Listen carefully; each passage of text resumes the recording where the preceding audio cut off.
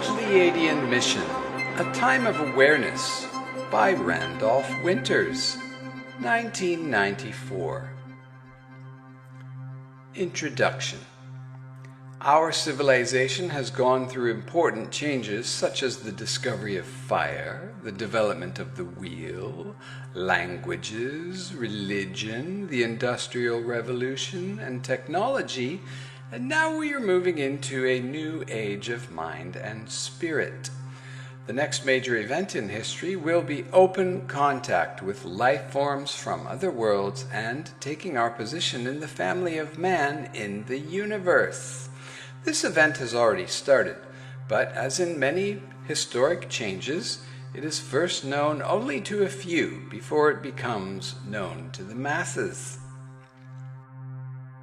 The timing of this event is particularly important since our current civilization is in the beginnings of a transformation into a state of higher consciousness that will forever change the way we live on Earth.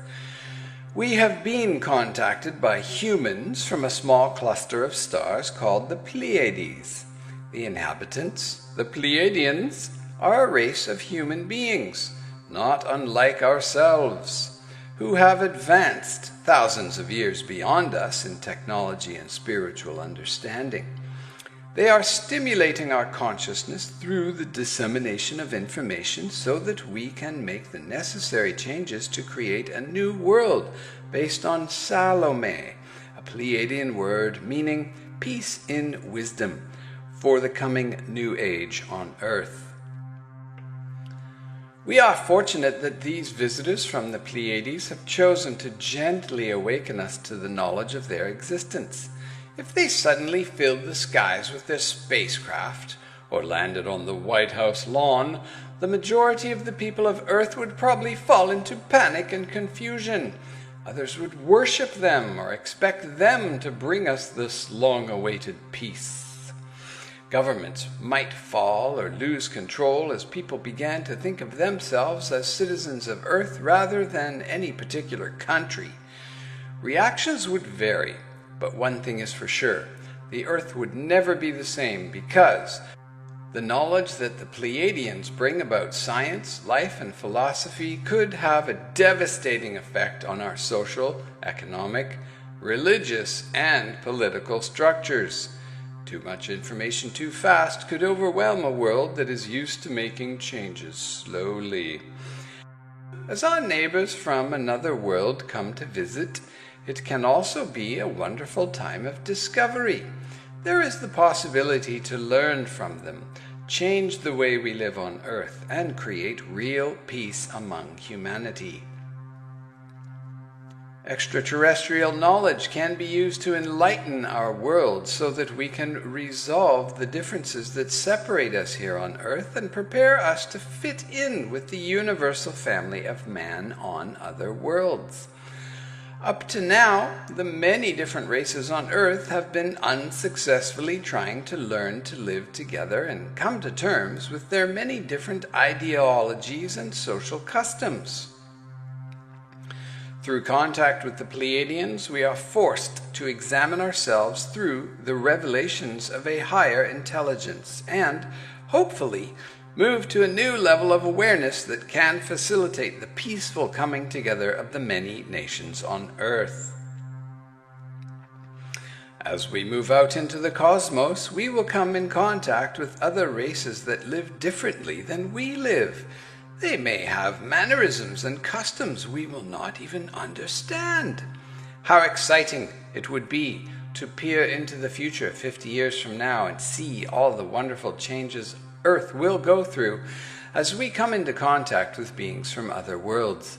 The biggest event in our history is unfolding before us right now. When I became aware of our extraterrestrial visitors from the Pleiades, I traveled to Switzerland to the home of a Swiss farmer named Billy Meier, who is in contact with these off-world visitors. Over a 3-year period, I made several trips to Switzerland to learn all I could about these contacts with extraterrestrial life. After I had become friends with Billy, He appointed me as his representative to speak at lecture halls in America and Europe on what I had learned.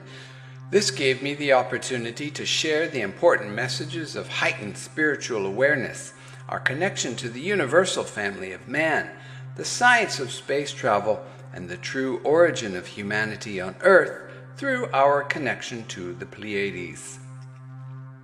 After several years and hundreds of lectures, I am no longer Billy's representative, but I would like to share with you what I have learned through studying the notes that Billy made of his contacts with the Pleiadians, as well as my own insights gained from private conversations with both Billy and the other members of his group. Also included are my own ideas on how we can create a new future for our planet by using the knowledge of higher consciousness. This is not a book on UFO stories of fantasy, but a book of information based on the true life experiences of Billy Meier and the information passed on to him by the Pleadians for the planet Earth. My intention is to educate, provide stimulating ideas, and raise awareness in order to help us adapt to the changes that are being instigated by our contacts with other extraterrestrial beings. Each day, it is necessary that we feed our bodies with food to nourish ourselves, and it is also important that we feed our minds and spirits as well. Here I offer you food for your mind and spirit, in the hope that we can all come together and create peace on Earth in the new age. It is time for us to unify through education, not through the force of legislation. UFOs. It is no longer a question of whether or not they are real, but a question of whether or not you know about them. Timeline. A prophet comes to Earth. Earth, 9500 BC. Earth was suffering from the most difficult of times. The great societies of Atlantis and Mu had lived in peace for over 20,000 years, and now treachery and deceit pitted brother against brother.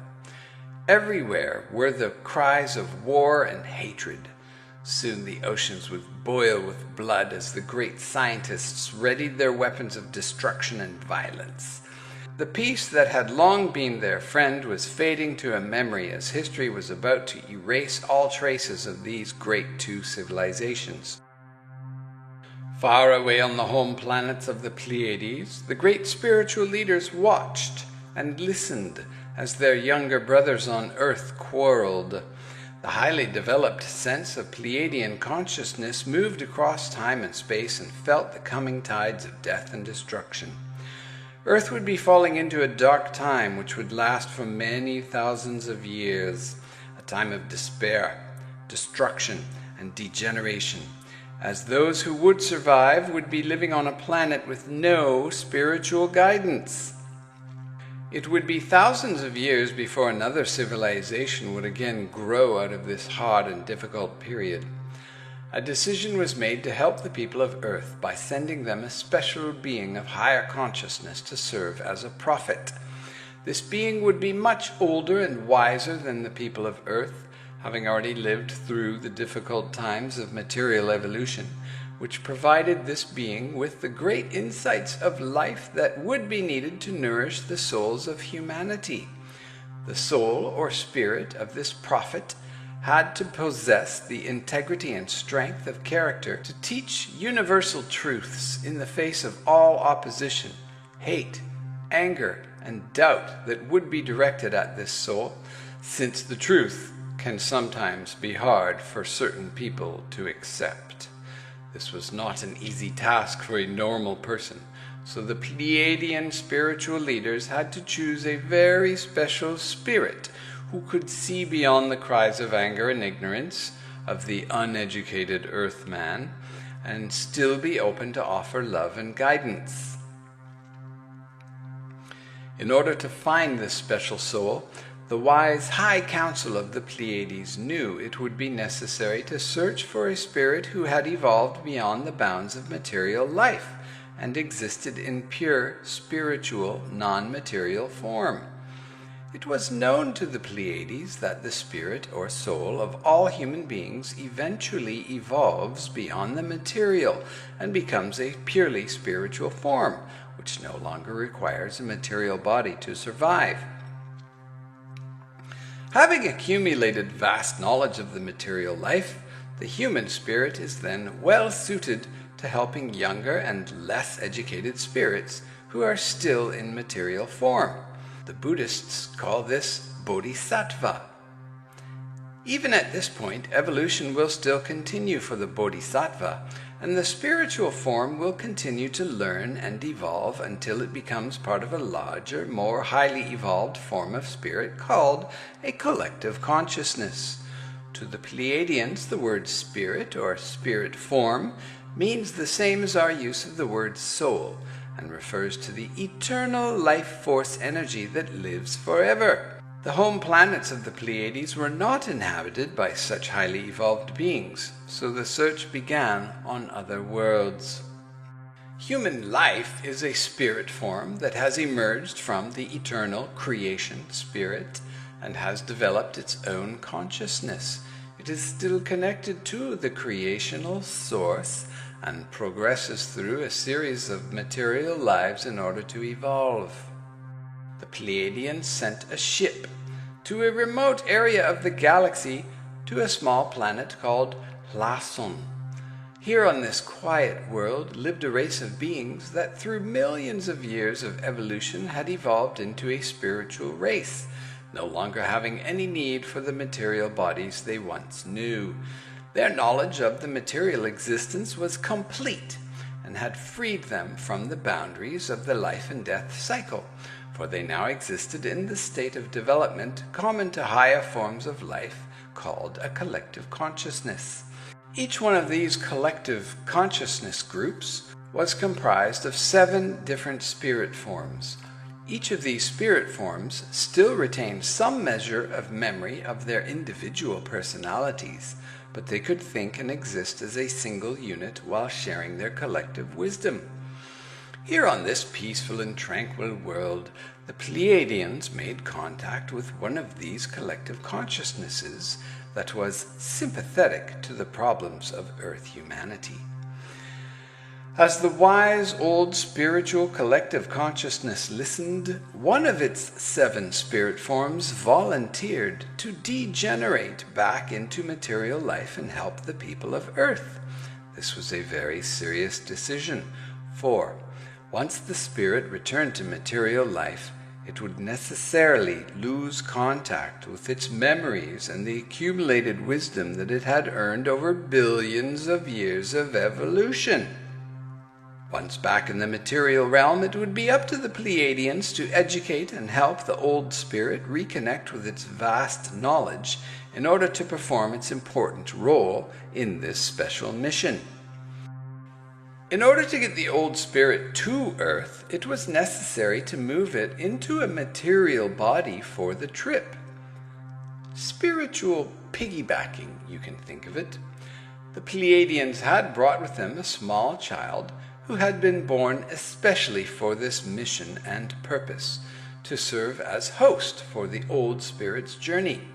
Since material bodies can be inhabited by more than one spirit at a time, it was easy for the highly advanced old spirit to move itself into the Pleiadian child and once again begin to feel the sensations of interacting with the world through physical means. Now separated from the highly evolved collective consciousness, the old spirit was ready to begin a mission on Earth that would last for approximately 12,000 years. Then, through the aid of the Pleiadians, it would return to Pleadian and to the life it once knew. Once the mission was over, it would have to relive many lifetimes in order to evolve back to the level of evolution it was leaving behind. Many of the lessons of life that had been painstakingly learned would have to be learned all over again. With the small child carrying the ancient and highly evolved spirit, the Pleiadian ship quickly left for Earth. Having more than one spirit in a body at a time normally causes confusion, but the child was very young and would only have to support the visiting spirit for a short trip. Once on earth, the old spirit removed itself from the child and prepared itself for its first incarnation into a material life. Incidentally, the small Pleiadian child passed over into the other side, or heaven as we call it, so its spirit form could then incarnate into life on earth as well. The wise old spirit was also on the other side and prepared for its mission on earth. The Pleiadian spiritual knowledge makes it possible for them to contact the other side, the place where sleeping spirit forms cogitate the experiences of the past material life and prepare for new material existence. This is the same realm that earth shamans are able to tap into. Once they are ready to re-enter the material world and continue their path of growth and learning, creation, the eternal spiritual energy, provides an opportunity to return to the material realm through the process we call birth.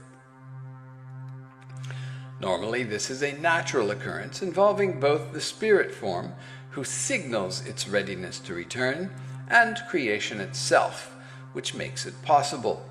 When we are born, we begin to create the material body that we live in.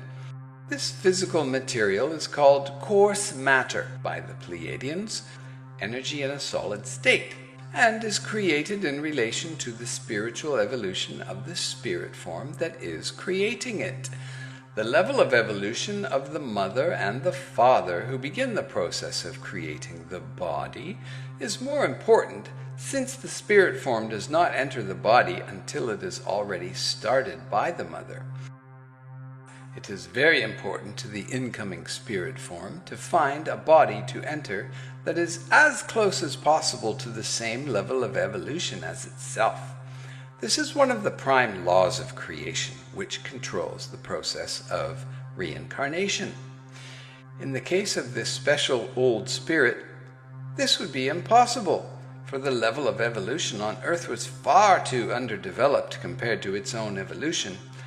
This first lifetime would be the most difficult and awkward, for there would be a great loss in memory and intelligence as it degenerated into a material body not capable of holding its vast knowledge. This new Earth body would not have enough brain connectors and sensors to hold all of the incoming experience and wisdom. Much would be lost. There would be no turning back, however, once it entered this material body, because its connection to the vast wisdom of the collective consciousness on Lason would no longer be available. Here on Earth it would be disconnected from much of its own evolution and would need the help of Pleiadian spiritual leaders for guidance on this mission, much as you right now. After preparation and observation from the spiritual realm, the first physical life of this great spirit form began on Earth. During this physical life, it would be known as a prophet in a world that was spiritually stagnant. Even though disconnected from the memories and knowledge of the previous lives on Lason, the high evolution of the spiritual self that would remain intact would enable it to quickly adjust and to learn the knowledge needed to help the people of Earth. Once born into this new material body, the spiritual memories would have to be opened up by the Pleiadian spiritual leaders in order to allow access to the knowledge of creation and to some of the memories of its own former lives. The knowledge of how to access spiritual wisdom was known to only a few on Earth at that time, so it was up to the Pleiadians to help the old spirit form.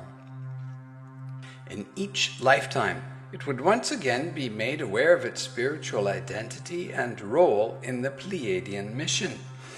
The old spirit form would be awakened to the wisdom that rested within its spiritual self, so it could be used during the material life. This being would also be given the opportunity to return to Lason at any time if it so desired. This would be the process through all of its lifetimes on Earth for the next 12,000 years. Lifetime after lifetime, the Pleiadians helped the old soul through various material lives in order to bring truth to the people of Earth. The life of a prophet is always difficult, for she or he bears the burden of upholding the words of truth to those who are usually afraid to hear it. To the Pleiadians, the people of Earth were learning the lessons of life very slowly and making their lives unnecessarily difficult. This seemed to be happening because of misleading information about the meaning of life, causing people to live very material and unrewarding existences. Thousands of years passed as humanity continued on this slow path of evolution. The old soul was procreated by the Pleiadians on several occasions to lead the life of a prophet every time, while slowly the people of Earth were responding and learning the lessons of life. In some incarnations, the old soul would dedicate the entire lifetime to teaching just one message, which would have such an impact that the world would be changed forever. Such was the case during the 16th century, when this old spirit form came into life for the sole purpose of educating the world about Earth's place in the universe. It was a time when the Church dominated the thinking of man and interpreted the Bible as saying the Earth was the center of the universe. It was God's chosen planet, and the sun and all of the other planets revolved around Earth. The church leaders also believed that the stars in the heavens were made of different material than that of the Earth. They had created a position of power and exclusivity for themselves, which was enslaving the minds of men. The time of Galileo. The Pleiadian spiritual leaders concentrated their highly skilled consciousness into the spiritual realm, and the sleeping spirit form was again pulled into life. The year was 1564 in the town of Pisa, Italy, where, on February 15th, a new lifetime began in the name of Galileo Galilei.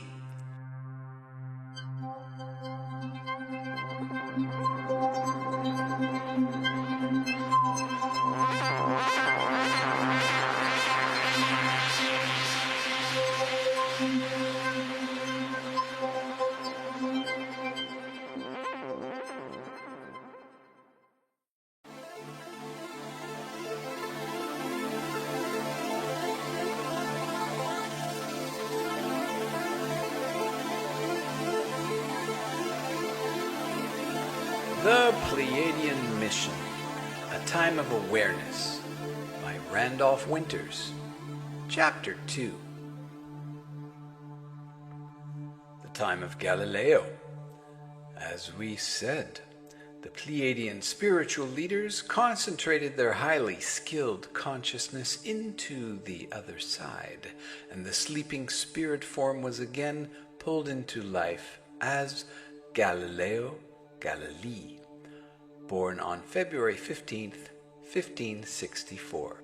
This date on the Divine Mayan Tzolk'in calendar is called Harmonizing Sunrise, Kin 21. His father, Vincenzio Galilei, taught music and wrote books speaking out against the prevailing numerical theories of harmony. Galileo became educated in medicine and mathematics and became a university professor. He was well known in the scientific community of Italy and was on speaking terms with the highest minds of the day, including a friendship with the Pope. His position in the community and his status as a learned man prepared him for the role he would play in the changing of history. It was in the year 1597 that Galileo read a book on the Copernican theory of astronomy, which removed the Earth from its traditional stationary position at the center of the universe and treated it as a planet that rotated on its axis daily. Copernicus also went on to postulate that the Earth revolved around the sun. This was in direct opposition to the Church, which insisted that the Earth was the center of the universe and was made up of different material than all of the planets and stars that revolved around it. Galileo agreed with Copernicus that the Earth was revolving because it helped him explain ideas he was already working on, such as the ocean tides and their phenomena on Earth. In 1615, he went to Rome and argued publicly for the ideas of Copernicus. This action angered the Pope, who immediately appointed a commission to examine the theory of the Earth's motion. The findings of the commission were that the Copernican theory was contrary to the Bible and possibly heretical. The Pope was very angry at this attempt to undermine the authority and power of the Church and ordered Galileo to never speak or write on the Copernican theory again. He was also forbidden to speak of it or teach it to anyone else. Galileo returned to Florence and turned his work towards astronomy and the telescope. He had made his voice heard to the public, and the seeds were planted. Although the Pope had crushed his efforts to enlighten the scientific community, Galileo had opened up the minds of those who had listened to him, thereby starting the slow breakup of the Church domination over science. In 1624, Galileo visited Rome again, because his old friend Maffei Barberini was elected Pope and had taken the name of Urban VIII. He asked the Pope to rescind the Edict of 1616, which had banned the work of Copernicus. Pope Urban would not do this, but he did give Galileo permission to write a new book comparing the old and new theories of astronomy, provided that the information in the book would be treated hypothetically.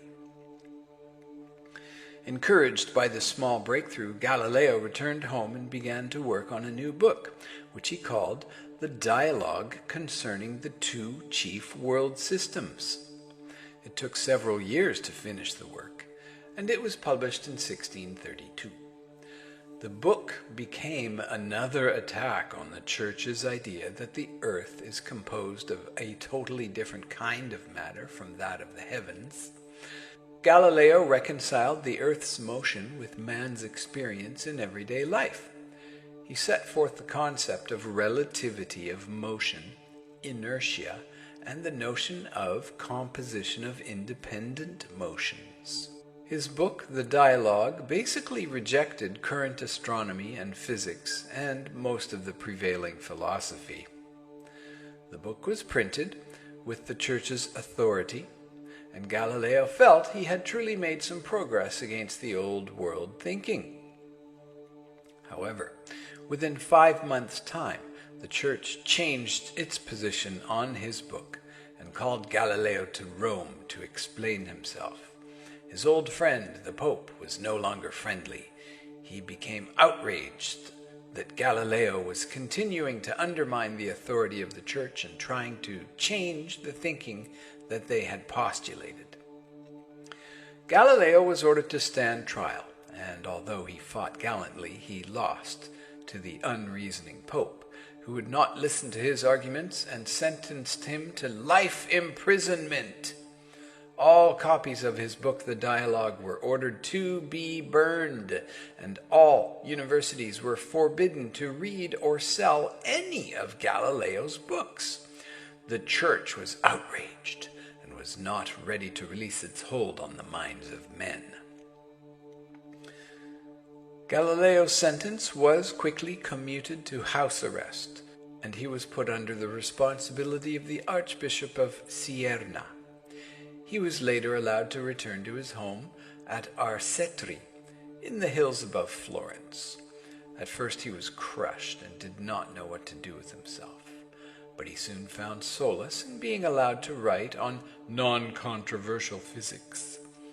Not willing to give up and give in to the Church, Galileo smuggled his book The Dialogue out of Italy, and it was eventually printed in Latin and English. The book was retitled and called Discourses and Mathematical Demonstrations Relating to Two New Sciences. Galileo died at home on January 8, 1642. This date is called Activating Corn on the Divine Mayan Tzolk'in calendar, which is Kin 133. His life's work of defending the right of science and breaking down the unreasonable attitudes of the Catholic Church had been very successful. History would be forever changed, and his bravery gave hope to others who began to challenge the closed-minded authority of the Church and discover for themselves the truth about humans' position in the universe. That old spirit form had done well. The long struggle of humankind. Just as the Pleadian spiritual leaders had foreseen, it had taken thousands of years for the people of Earth to once again rebuild their great civilization and regain their technology. Years of extraterrestrial intervention by many visiting races had created a world mixed with spirit forms from many different planets.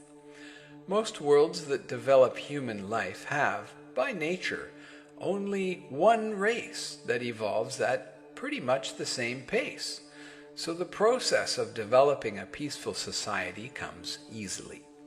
But here on Earth, normal evolution has been interrupted by human beings, spirit forms, that have come from many parts of the Milky Way galaxy, creating a planet of mixed races, sizes, and levels of evolution.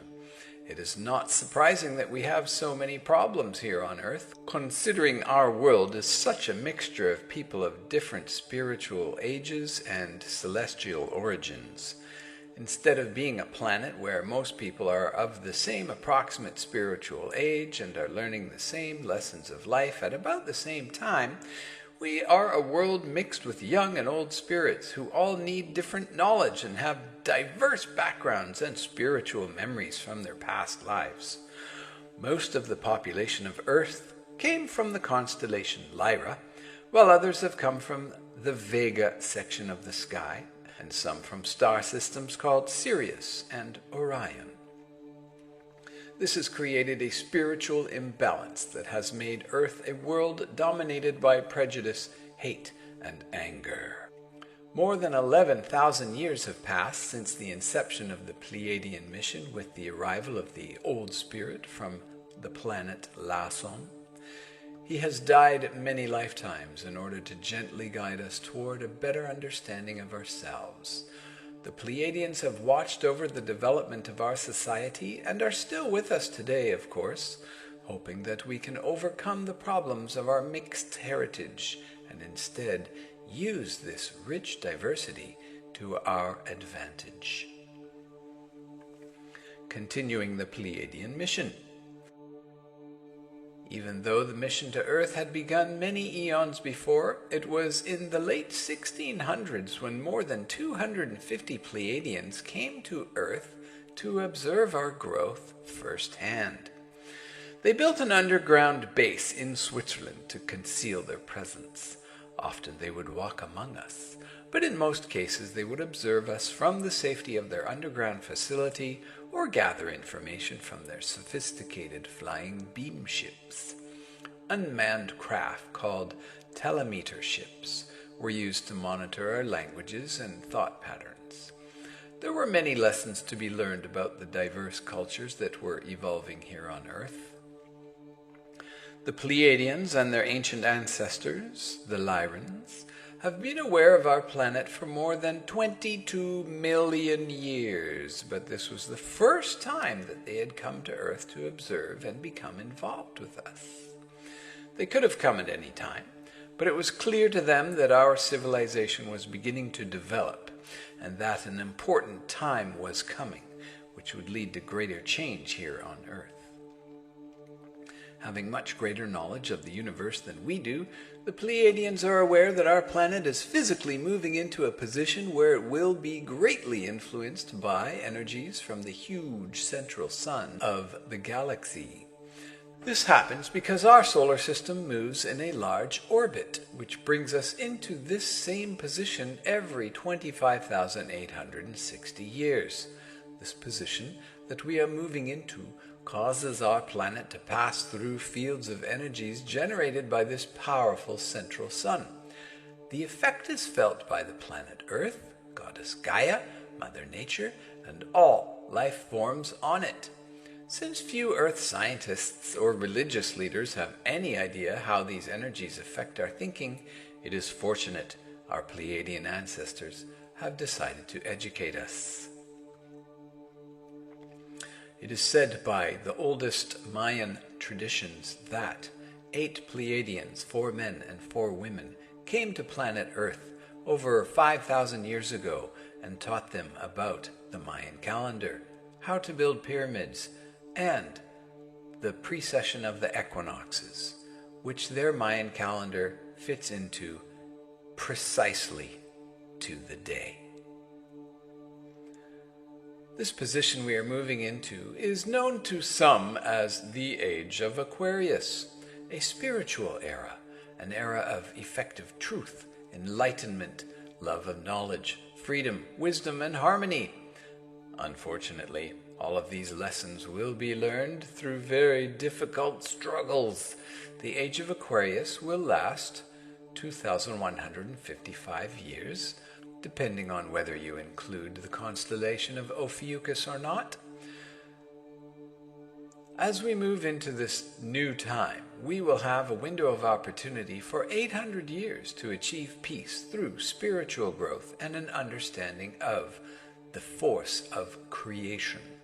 Remember, the Pleiadians do not have a word for God, and their best translation of that is creation, which could also be thought of as cosmic creation consciousness. If we miss this opportunity to bring a more peaceful and spiritual way of life to our civilization, then the probability rapidly increases that we will fall into a deep and dark period, controlled by more and more illogical thinking and negativity. Historically, civilizations typically last for around 10,000 years. Ours is currently at about 8,000 years old and is moving into its most difficult and crucial phase. This time of change, or the new golden age, will be seen by spiritual people as a significant time of clarity, growth, and opportunity. However, a great mass of humanity is so caught up in the material struggles for life that they will perceive this as a time of despair, sorrow, and misery, because the mindset of the industrial age fails to provide the wisdom necessary to lead Earth into the new golden age of mind and spirit. A wonderful opportunity awaits those who have the vision to see the possibilities for peace and love on Earth. The beginning of the Age of Aquarius was on February 3rd, 1844 at 11:20 a.m. February 3rd, 1844 is called Balancing Gaia on the Mayan calendar as seen through the lens of Mayan embodiment. Previously, the Earth was in the Age of Pisces and then moved into the transition period between the two eras. The complete time for the transition from Pisces into Aquarius is 186 years. Therefore, at the beginning of the year 1937, the last vibrations of the Age of Pisces were overcome. The Aquarian Age began developing rapidly into its second phase of transition on February 3rd, 1937, at 11:20 a.m., precisely the moment that Billy Meier was born. Billy Meier is called Empowering Serpent, Keen 5, Glyph 5, and the fifth tone, therefore the fifth day, called Keen 5, of the divine Mayan Tzolk'in calendar. On February 3rd in the year 2030, the transition time will be complete, and our solar system will be suspended in and bathed by the gold-colored rays of the sign of Aquarius. That date is called Stabilizing Corn, Keen 173, on the divine Mayan Tzolk'in calendar. Then, after another 1,969 years, the next constellation era of cosmic age will arrive. This will be on February 3rd, 3999 at 11:20 a.m. as our solar system moves into the area of the star sign of Capricorn. This date on the divine Mayan Tzolk'in calendar is called Balancing Eagle, Keen 175. To the Pleadians, with their vast knowledge of the energies of the universe and the effects they have on the consciousness of man, it was most important that they take this opportunity to lead man towards a new way of a life path of spiritual understanding and harmony for the future. It is time for us, the people of Earth, to use our higher consciousness to sense the incoming energies and to adjust to them. For the effects of these powerful energies cannot be underestimated or taken lightly. To begin with, it should be made very clear that the Age of Aquarius is not a time heralding the imminent destruction of the world, but the acceleration of spiritual awareness. Some religions and prophets have incorrectly interpreted the Age of Aquarius as the end of the world. This is quite inaccurate, for it will not be the end of the world, but the end of the era of ignorance and the beginning of a new time of enlightenment and awareness. It will also be a wonderful and exciting time of new inventions, the development of mind and spirit, and increasing contact with other extraterrestrial and extra-dimensional cultures in the universe. The coming rapid changes and discoveries in technology, both spiritual and material, will permanently alter the way we perceive all of life and the planet on which we live. Because of the increase in energy from the central sun of the Milky Way galaxy, the natural rate of development of our society is accelerating rapidly. Think of all of the wonderful inventions and changes we have already been exposed to in the past 100 years. We have come out of the age of the covered wagons, progressed through the industrialization of most of the world, and are moving out into space. Truly, we have made more advancements in the last 100 years than in the past 10,000. It is a most stimulating and challenging time to be alive. Spiritual people will see this as the great time of opportunity, for the increase in energy will accelerate personal growth and enlightenment as well as the material growth around us. It is time for truth and understanding to find their way into our hearts and minds, and it is time for us to discover new ideas and ways of thinking that will lead us into a new period of peace and understanding. We will discover our spiritual connection to the cosmic creation consciousness and no longer have any need for misleading religious doctrines. It's a great time to be alive for prophets, teachers, and light workers alike. Because of the surge of energy that occurred on February 3rd, 1937, Billy Meier's birthday, of Empowering Serpent, the Pleiadians believe that people with the most leadership potential for the new age were born in this first phase of the changeover into the sign of Aquarius. Most of these people are among the oldest spirits on the earth plane, and most will likely work in unseen ways, as they have no need for public attention. Many others were born during this phase and will be among the teachers and leaders of this new period for Earth. This increase in the energies of higher consciousness on Earth is also helpful to the spirit forms on the other side, for it speeds up the turnaround time for them to return to physical life. Normally, the average turnaround time for a spirit form to return to a material life is about 150 years. During this present time of energy increase, that turnaround time can be as short as 15 years. It also facilitates the birth of a much more highly evolved spirit to come into material life. The majority of people will see this as a period of chaos and will have a very difficult time adjusting to the speed of the changes and to all of the new aspects that will be happening so quickly.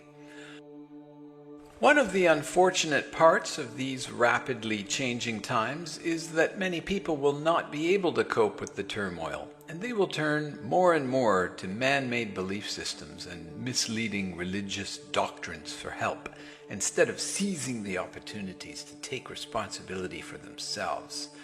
Spiritually conscious leaders will need patience, inner standing, and mental balance in order to provide strength, love, and the appropriate role modeling.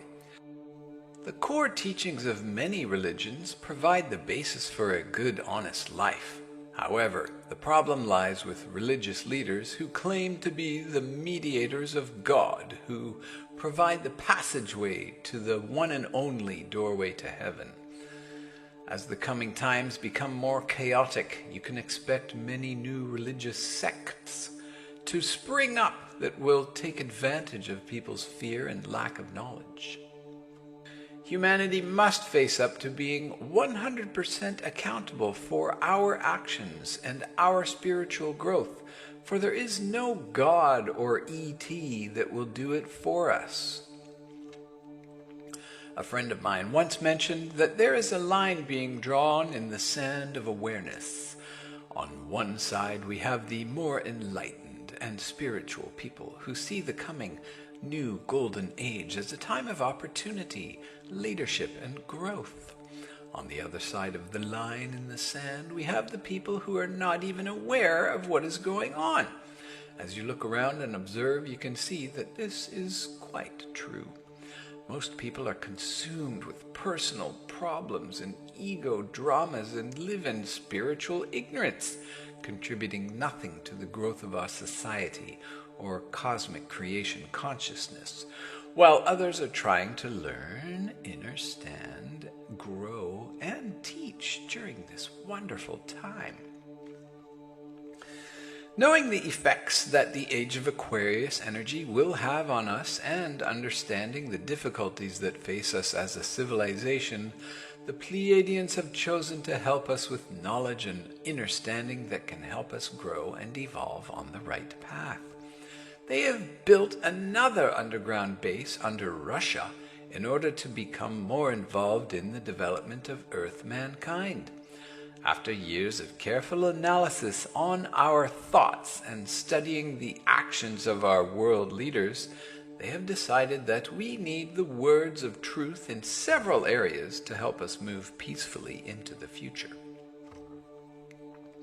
What is the meaning of our lives? The Pleiadians feel that the most important information they can help us with surrounds the meaning and purpose of our lives.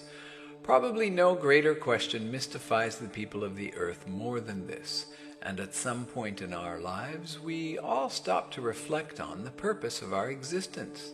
To those on the spiritual path, it seems almost pointless to be alive if we do not understand why we are living, while those living in the more material world seldom stop to even ask that question.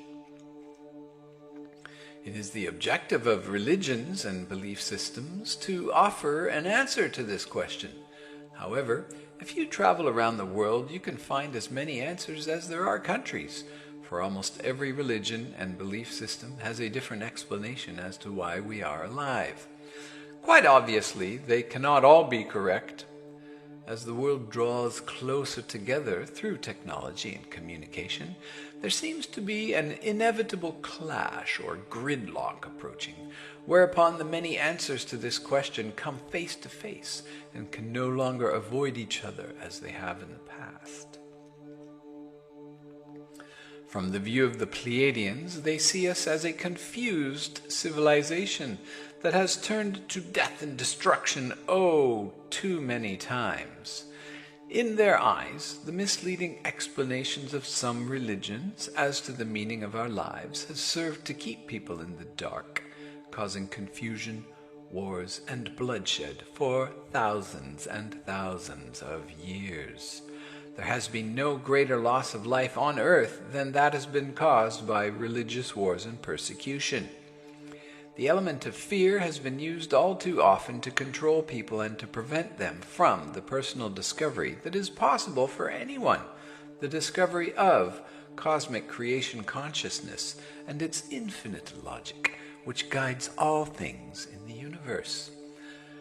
The spiritual person who has set aside their ego to travel through the realms of consciousness can find the answer to life for themselves. Here, cosmic creation consciousness can be discovered, and the spiritual bonding of all life can be felt.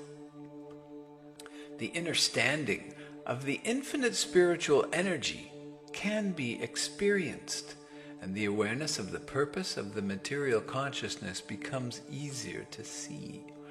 For once spiritual existence is understood, the reason for material life becomes clear. We are spirits, living through a series of material lives in order to feed our spirits through the wisdom learned from the material existence. Call it karma and reincarnation. It is the process of how spiritual development takes place and how we, individual spirit forms, contribute to the whole of cosmic creation consciousness and its evolution. All souls need the material senses and bodies to gather information and to form logic from experiences. If the wisdom learned from these experiences is true, according to cosmic creation consciousness, and becomes part of the life of the individual, then they pass into the realm of the spirit and become part of the accumulated knowledge of the spirit form. This is what spiritual evolution is, and why we are alive. Science of the universe. Our technical advancements far outweigh our social development and represents a clear danger to our future. During the past 300 years of Pleiadian observation, it has become clear that we are not developing fast enough socially to handle our technical growth with responsibility. A lot of scientific effort has been put into the development of war machines. But how about the science of the mind and soul? Scientists are continually looking for the answers to how things work. Beginning with the simplest question and probing the greatest mysteries, man is always searching for the explanation of how the universe came about and how we fit into it. Seldom does the scientist offer any spiritual conclusions to our quests for knowledge, for only the more material or tangible answers are even acceptable. At some point, though, the use of formulas and calculations will have to give way to a more spiritual aspect of the universe. To be able to explain the mysteries of the universe, we will need a better understanding of the creational spiritual consciousness that created it. Man will have to blend together the conclusions learned from questions asked by material science with the knowledge of spirit and soul in order to solve this puzzle, for ultimately the answer to the science of the universe is the explanation of the spiritual power that guides it.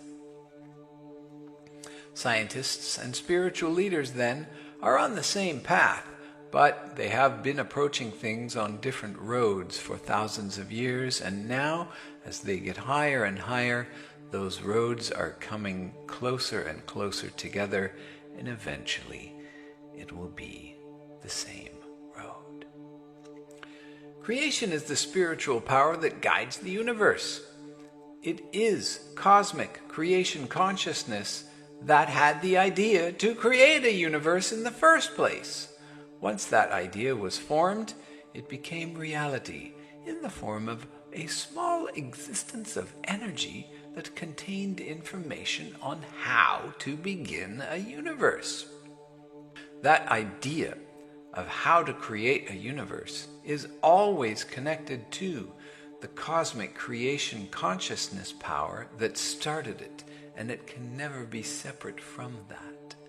It is through this connection that cosmic conscious creation serves as a constant guide of how to evolve. Each universe can be described as a material life form that is going through its own development and evolution in order to supply wisdom to the cosmic creation consciousness that started it. It is the cosmic creation consciousness which lays out the blueprint for all universes to follow. The cosmic creation consciousness itself is evolving through a process of discovery, which is learned from experience that is provided by each material universe. Creation has an awake period, during which it creates a material universe for learning, and then a sleep period, where there is no material existence. You can think of this as the inhalation and exhalation of Godsciousness, with a pause in between. It then reawakens and starts the cycle all over again at a higher vibration of evolution. It is this pattern which permeates all things and provides the explanation for how all life forms evolve. Since all life forms must evolve according to the same pattern set out by cosmic creation consciousness, it is the understanding of the evolution of cosmic creation consciousness through the development of the soul, which is most important to the people of the earth right now. As the Pleadians lay concealed in their underground laboratories watching the growth of our societies, the question of how they could best be of help to Earth without taking responsibility for us had always been a problem. Trying to find a way to help without interfering with our free will was difficult, especially in the area of spiritual education. Finding ways to enlighten us on the use of mind and spirit without being detected or controlling our thoughts challenged the morality by which they live, for the Pleiadians are bound by their own laws of non-interference in our political or power structures, and they must rely on disseminating information fed through living human prophets, other enlightened beings, and or channeling. Nowhere in the Western world is there any public educational process that helps us understand how to use the many different levels of mind and consciousness to control our lives and our evolution. Depending on where you are brought up and what kinds of schools you attend, you will probably be taught nothing more than how to read and write, and then be tossed into the working world and stand in line to fend for yourselves, to eke out a meager living, and then die. Most of the problems of this world are caused by illogical thinking. Misery, depression, heartache, and other forms of emotional illness are all caused by thinking in illogical ways. Imagine how we could change the thinking of the world if we had a logical process by which we could understand how our minds work with new information and old, and how this old information is stored and used by our material consciousness, and how to use the spiritual powers that are in all of us to keep our thoughts in balance and in the here and now. This kind of teaching should be present in our educational system from day one. There is a logical way for anyone to learn about the many different levels of consciousness and how the inner workings of our mind use information. Through meditation, we can learn simple exercises to help us understand and control our thinking. we can learn to gain access to powers of spirit that connect us to realms of higher thinking and knowledge. Most importantly, we can learn to balance the mind and spirit, which is so necessary to make life enjoyable and fruitful. It is generally accepted that life is hard and difficult. This is not true. Once the individual learns to control their thinking and use their spirit in day-to-day life, all problems seem to vanish like rain in the sunshine. Luck is a self-controlled state of mind, caused by doing the right thing for the right reason while in a balanced state of mind. The process of maintaining the state of mind that produces luck in life can be learned and used by anyone. Once the balance of the soul and the shadow ego is understood, humanity can live a rich life of continued happiness.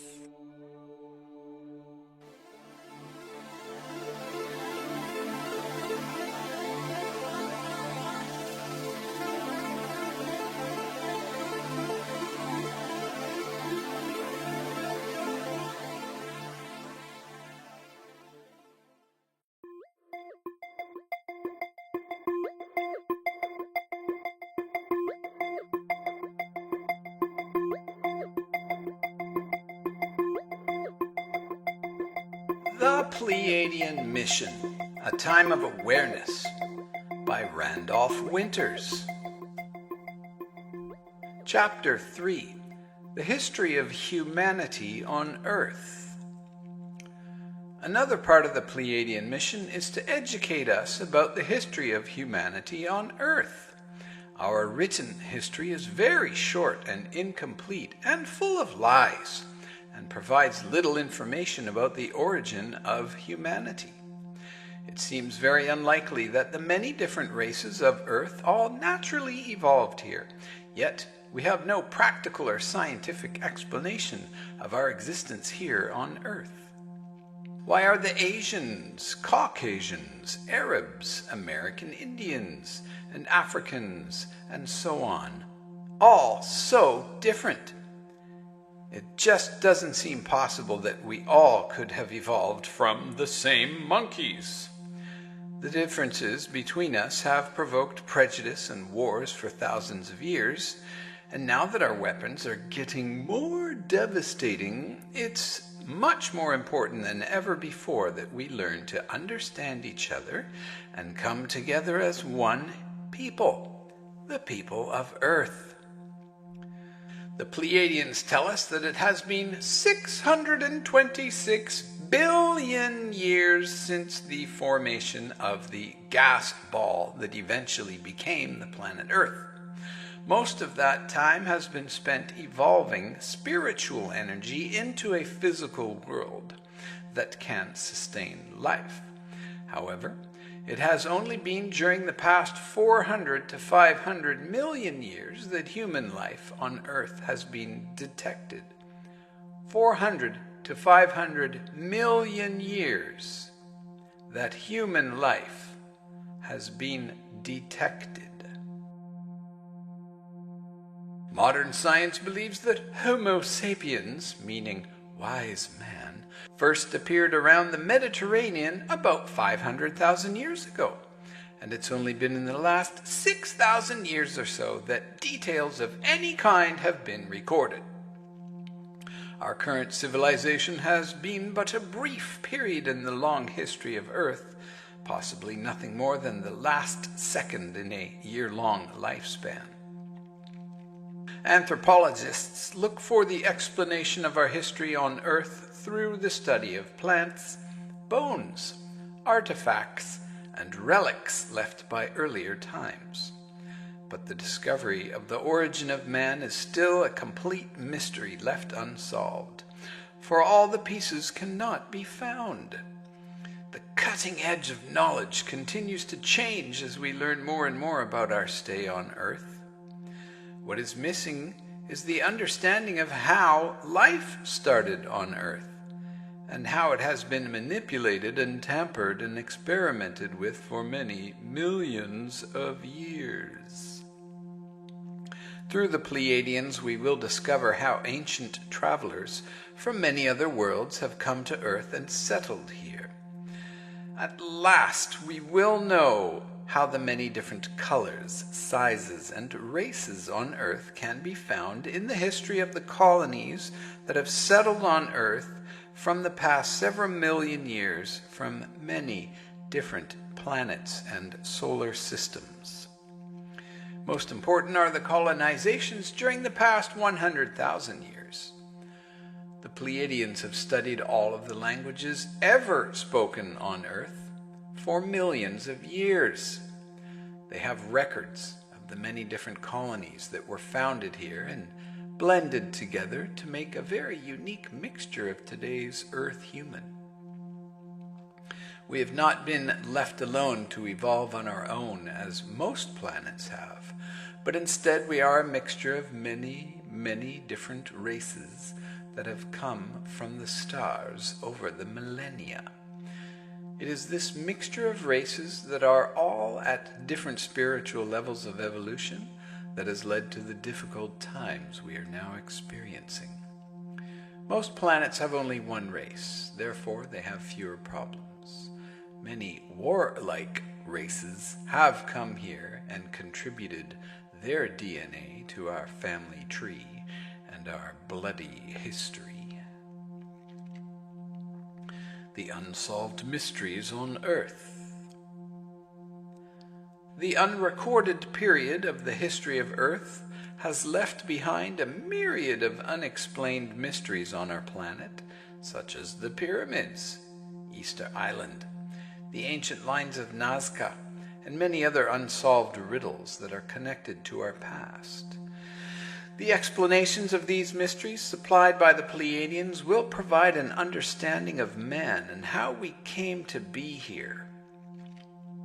Once we can see ourselves within the rich history of our past, we will form a new view of our planet as humanity of Earth, instead of hundreds of independent countries fighting against each other for power and control. The Pleiadians tell us that their forefathers were our forefathers. We are both descendants of a race of people called the Lyrans, who have populated Earth on many occasions. It is because of this common ancestry that the Pleiadians see us as distant family and are trying to help us. Through a better understanding of our origins and how we have all come together, we can put together the pieces of our unique humanity. For we are about to move out into the universe and join up with the family of humanity that awaits us in the stars, but only once we have world peace. Contacting the minds of humanity. It is not clear as to how far the Pleiadians will go to interfere in our growth. The fact that they interfere at all gives us some level of insight into their moral values. They have admitted that about 100 years ago they enlightened some of us Earthlings in order to cause certain inventions to manifest that they felt were crucial. As to what these inventions are, we are not certain, but the method they use to transfer ideas is quite interesting. The Pleiadians see the culture of Earth as insane, rushing headlong to its own destruction, a destruction that can only be averted by a change in mass consciousness. They broadcast ideas, visions, thoughts, etc., at levels of consciousness that can be picked up by our subconscious as we sleep. These ideas become part of our dreams, and then we wake up with a great idea, having no awareness of its origin.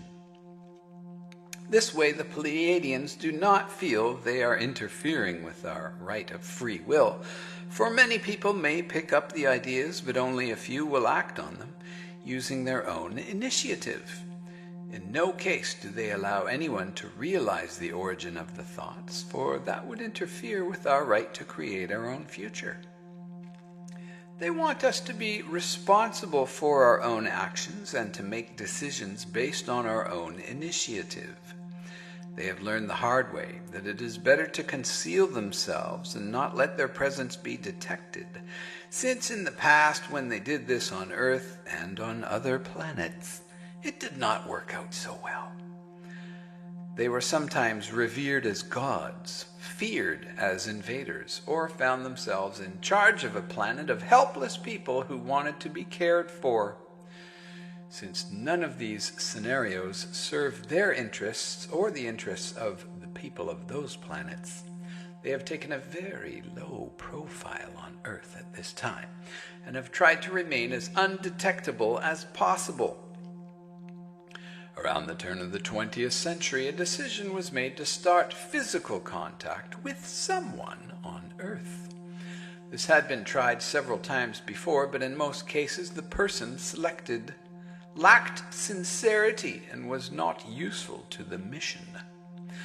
The purpose of the mission was to see how humanity on Earth would react to the idea that they were not alone in the universe. The Pleiadians had studied the thoughts of people all over the planet, but were not sure how most of the population would react to the thought of life on other worlds. For the most part, very few people at the time had given the idea of life on other planets much consideration. Life was hard, and most of their thoughts and energies were geared towards survival and taking care of themselves and their families.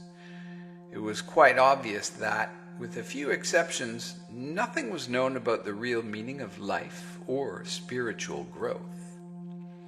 The decision was made to contact someone on Earth who would carry the message to the world that they were not alone. We are not told of the name of the lady chosen by the Pleiadians for this mission. This is just as well, since the plan did not work out. She was drawn into several physical contacts with the Pleiadians, and she was educated about other life forms throughout the galaxy and the development of life on Earth. She was asked to go public with the information to let people know what she had learned. Unfortunately, this experiment did not work out well. Her first attempts brought ridicule by her friends and family, and she was considered crazy. She quickly gave up the idea of speaking about her contacts out of fear for her life and her position in the community. People were not ready to open their minds to information that challenged the viewpoints of the powerful religions which completely dominated their thinking. It was quickly learned that the people of Earth were too insecure in their spiritual development to take responsibility for themselves. They found it easier to cling to old myths or folk stories of gods who would take care of them, providing an excuse for the many difficulties and problems in life. It seemed to be easier to say, "That's just the way God wants it," or "It's God's will," than to take responsibility for one's own decisions, mistakes, achievements, and doubts. The Pleiadians realized we were not ready, so they stopped the contacts and pulled back again into a position of observation. They didn't understand us as well as they had thought. The birth of Edward Albert Meier.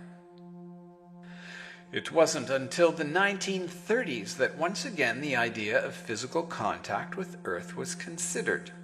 Because of the change that humanity would be going through in the coming new age of Aquarius, it was becoming even more important that the people of Earth be awakened to the truth about the meaning of life and the existence of life on so many other planets in our galaxy alone. Earth was spiritually stagnant and controlled by the Darktilians of power and greed who caused wars to make money, placing the attainment of power and control over others above all else.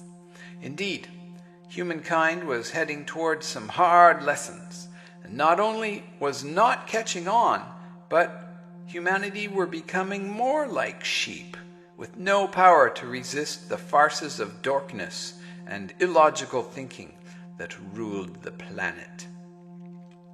The time was 1937, and a decision was made to search the other side for the spirit form, the soul, that would have the ability to carry the message on Earth, and who would fearlessly break down the barriers of illogical thinking and spiritual darkness that plagued humankind. The highly advanced spiritual consciousness of the Pleadians moved into a realm of the other side and found that old spirit form from the planet Lassen, bringing it back into life once again to serve as a prophet to the people of Earth and provide the knowledge to awaken the spirit of humanity.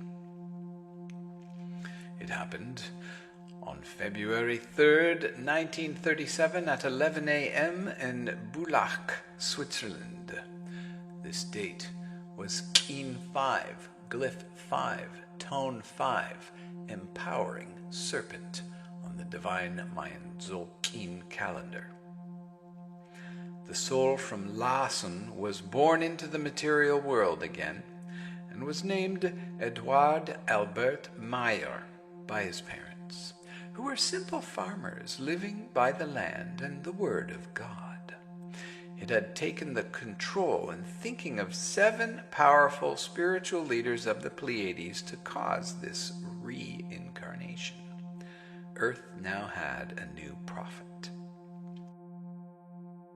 Born just 20 minutes later at 11:20 a.m. were 3 more souls who were to be helpful to this mission. They were also born in Europe and would live close to Eduard, so they would be able to help him in his mission if he needed it. The plan was for Eduard to be the physical contact, and the others would be contacted telepathically for the purpose of aiding Eduard through the many difficult times that lay ahead. Not much is known about those other 3, except that 2 of them have died in car accidents. The 3rd person has chosen to remain anonymous. It was hoped that the knowledge the Pleiadians would impart to Earth through the new prophet would help humanity to better understand themselves and rise to new levels of consciousness. The current civilization on Earth had long lived in a self-contained sphere of ignorance, cut off from the knowledge of their ancestry and spiritual teachings of cosmic creation consciousness.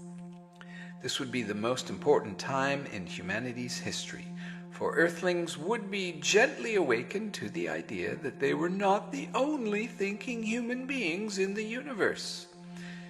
It was a time of awakening for the people of Earth because they were about to rejoin the universal family of humanity after years of darkness, ignorance, and spiritual stagnation.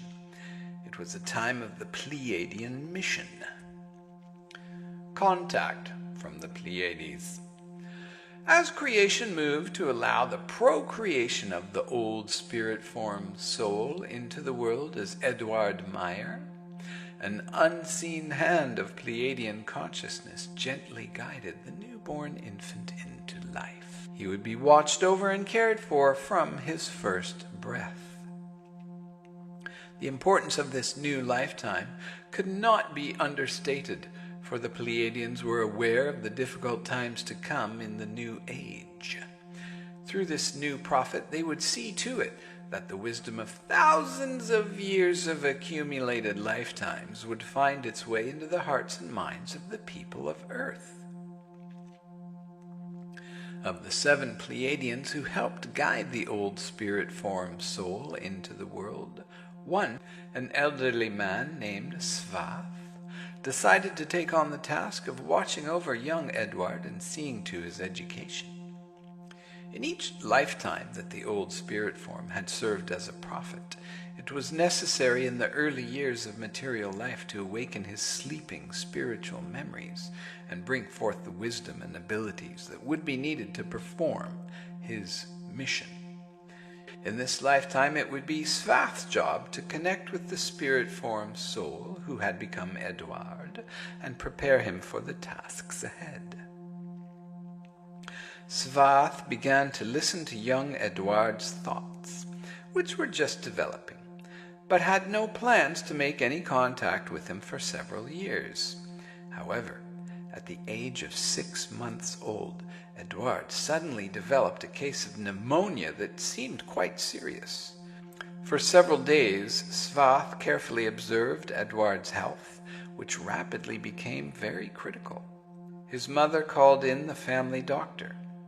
After a short examination, he informed Mrs. Meier that young Edward was in a coma and would probably not make it through the night.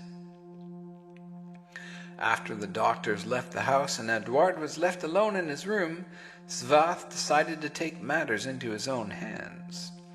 Without the knowledge of Edward's parents, of course, Svath came into the bedroom and reversed the disease. By morning, Edward's health had returned. Mrs. Meier believed that her prayers had been answered and that a miracle had saved her baby, and she was right. She would never know that her home had been paid a visit by a kindly old man from another world.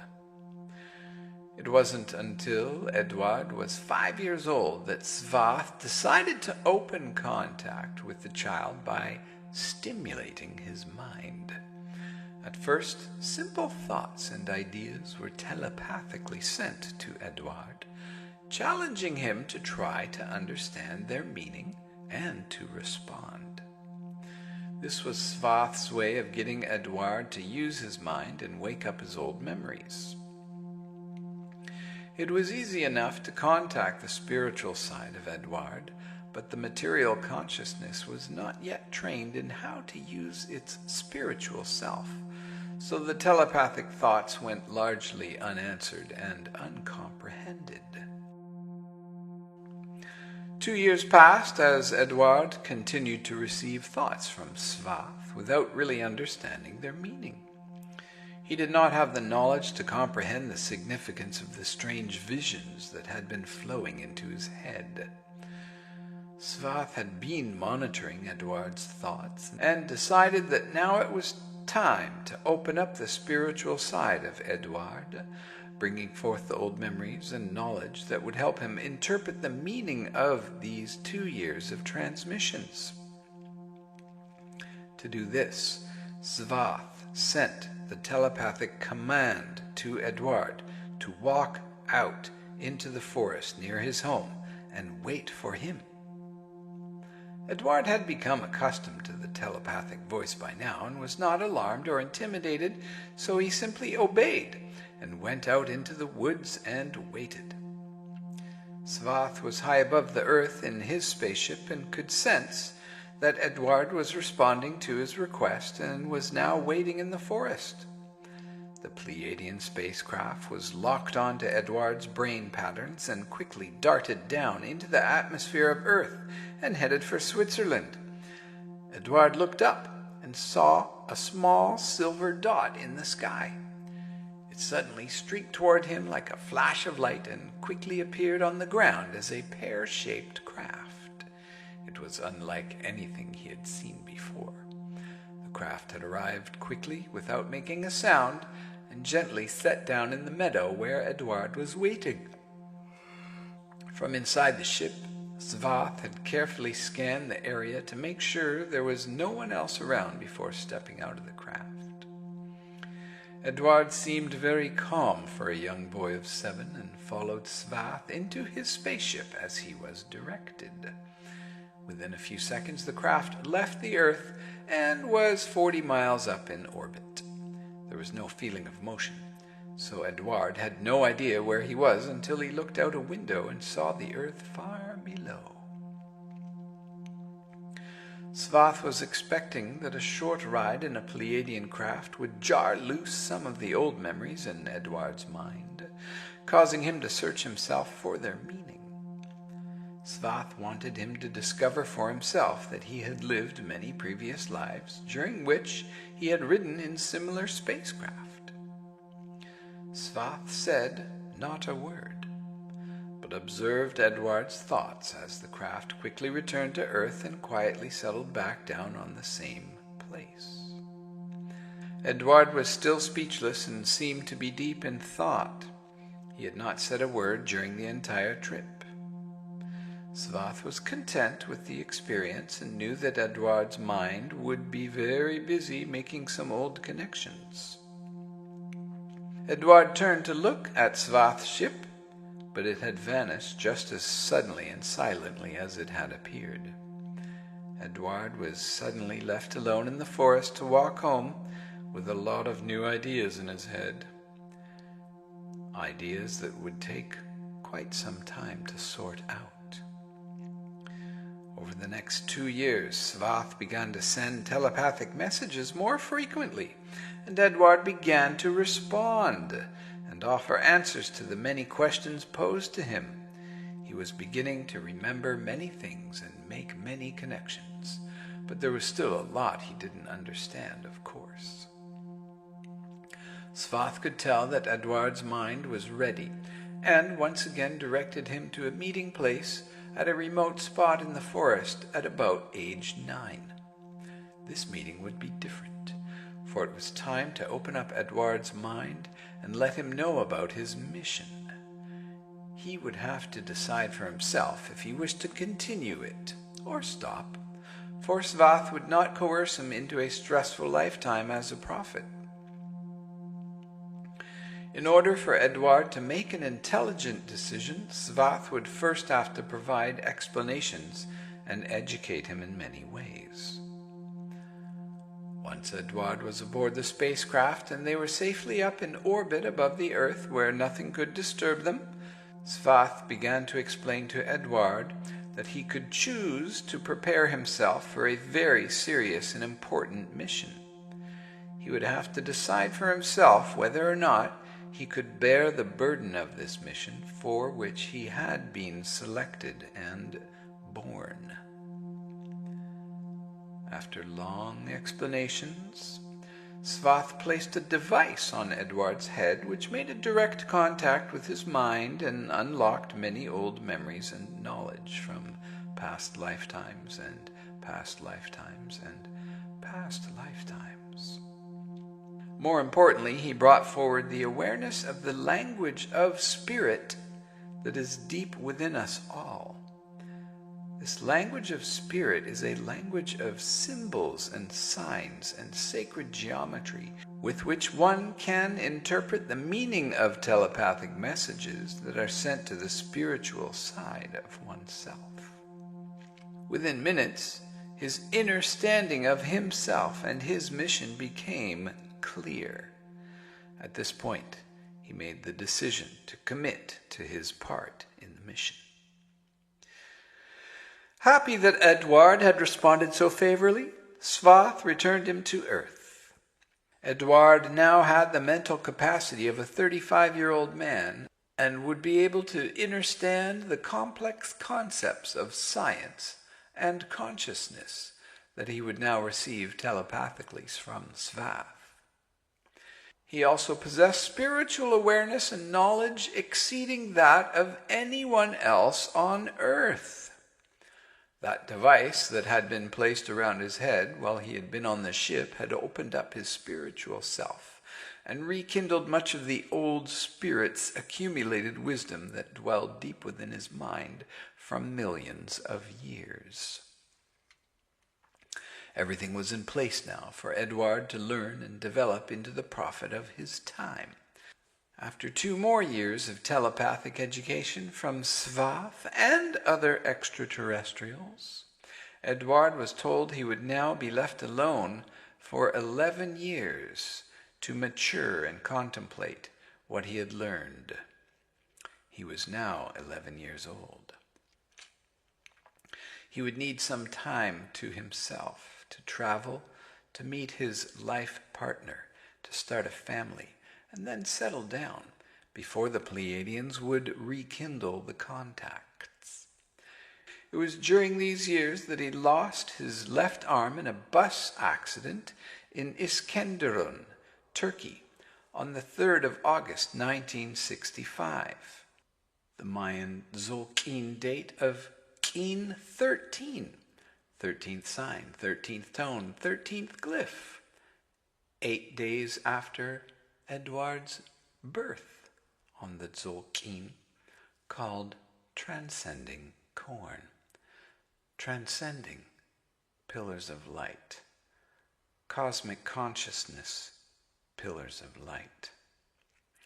This was an important event in his life, as it had been foretold to him by the extraterrestrials 7 years prior to its happening. Billy marks this event as part of his spiritual development and carries his remaining part of his left arm like a badge of honor.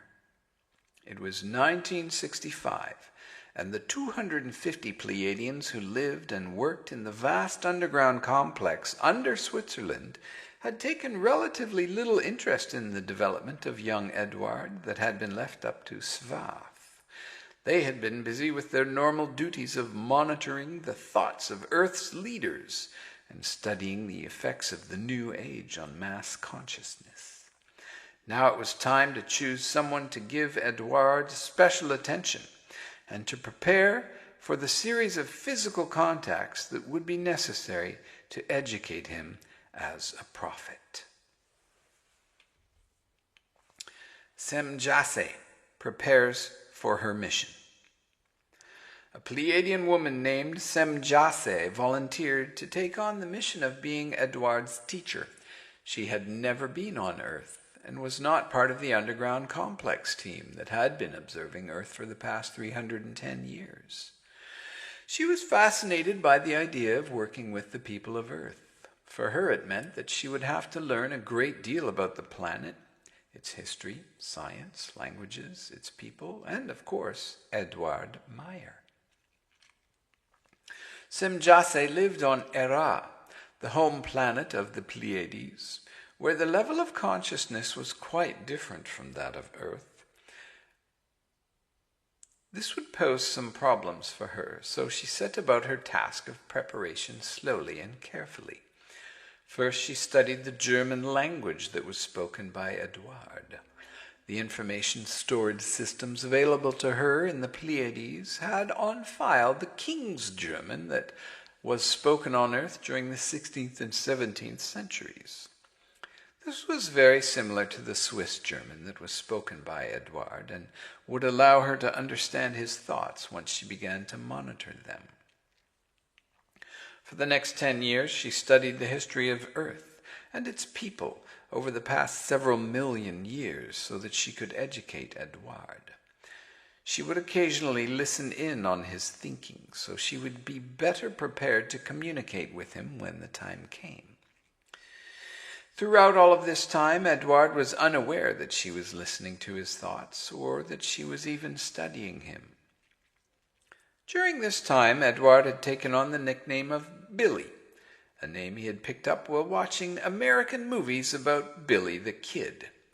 Very fond of American westerns, Edward thought of himself as a cowboy and thus became Billy. He wore a cowboy hat and often carried a gun and holster, just like his movie heroes, Gene Autry and Roy Rogers. In order to understand more about this fellow man and to learn about the many philosophies of life, Billy left Switzerland and traveled to the east to continue his education. As the years went by, he continued his travels through many countries, including India, Pakistan, and Greece, where he met and married a Greek woman named Calliope, who went by the nickname of Poppy. They returned to Switzerland, to the town of Hinwell, to start their family. Employed as a night watchman, Billy used his time alone to study the many lessons of life that he had learned over the years in preparation for his mission. He practiced meditation constantly in order to gain access to the spheres of higher consciousness. Svath had made many references to the past lives that had been lived by Billy's spirit, encouraging him to find out about them for himself. Through meditation, it was possible for him to connect with his spiritual self. the doorway to the memories of former lifetimes and the lessons learned. Billy, however, was very puzzled by the idea that he had lived previous lives as a prophet, serving the Pleadian mission every time, and gave much thought to unraveling this mystery. Billy's first contact with Semjase. Semjase was comfortable with her mission and the knowledge she had acquired, and felt she was ready to start the contacts. Just before leaving for Earth, she spent a few days practicing with a language specialist to brush up on the King's German, and then she was ready. It was on Tuesday, the 28th of January, 1975, at 1 p.m. Earth time, when Semjase sent her first telepathic message to Billy. This is Keen 98, reflecting obsidian mirror knife. Billy was working at home with his tape recorder, trying to capture the voice of spirits. He had been trying for months with poor results when her thoughts suddenly came into his mind. She was directing him to get his camera and meet her at the remote spot. Boop. She was directing him to get his camera and meet her at a remote spot to which she would lead him. She could tell by his thoughts that he was surprised. They didn't know each other yet, for she had not introduced herself or made her presence known to him during the years she had been studying him. Part of his surprise